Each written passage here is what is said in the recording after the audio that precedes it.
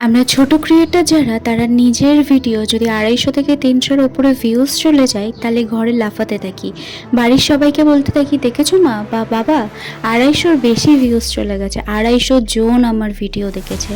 1000 থেকে 2000 ভিউজ গেলে তো তাহলে কোনো কথাই নেই। নিজের ভিডিও বারবার অন করে দেখতে থাকি এমন কি কথা বলেছি বা আমাকে কেমন লাগছে ভিডিওটাতে, বা এমন কি কি ক্রিয়েট করেছি যার জন্য 1500 2000টা ভিউজ চলে গেল।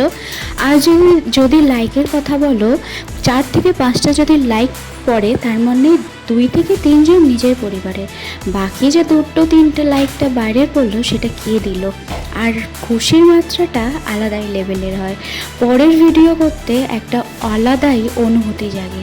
এই একটা করে যখন 1000 করতে করতে যখন 1 লাখ এগোতে এগোতে যখন 1 মিলিয়নে পৌঁছে যায় একটা চ্যানেল, তখন আমাদের মধ্যে আসে একটা অহংকার।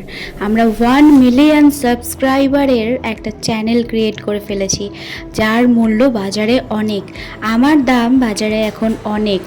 মানুষ তখন তাদের কোনো ছোটোখাটো কথা বললেও তাদের তখন গায়ে লাগে। তখন তার পরিপ্রেক্ষিতে আমরা বলে থাকি আমাদের ভিডিও যদি আপনাদের ভালো লেগে থাকে তাহলে দেখবেন, আর যদি না ভালো লাগে স্কিপ অপশানটা আছে তো স্কিপ করে দেবেন। কিন্তু এই মানুষগুলোই এতদিন মানুষের কাছে হাত জোর করে বলেছিল আমার কোন জায়গাটা খারাপ লাগছে, কোন জায়গাটা ভালো লাগছে, প্লিজ আপনারাই বলুন। কিন্তু কথাগুলো হঠাৎ করে বদলে যায় যখন ক্ষমতা আসে। আমাদের 2026-এ সবথেকে বড় উদাহরণ ক্ষমতা অপব্যবহার করলে। আমরাই পারি একেবারে একটা করে 100 থেকে 1 মিলিয়নে পৌঁছাতে, আবার একটা করে কমিয়ে কমিয়ে একেবারে শূন্যতে। তাই যতক্ষণ তোমার হাতে ক্ষমতা আছে সেটাকে পারলে ব্যবহার করো। যেমন একটা টাকা করে জমিয়ে ভান্ডার ভরে ভর্তি টাকা হয়, তেমন আবার একটা করে টাকা সরিয়ে দিলেও খালি ভান্ডার হয়ে যায়। এবার সম্পূর্ণ ব্যাপারটা তোমার, তুমি শাসক হবে না ভক্ষক হবে।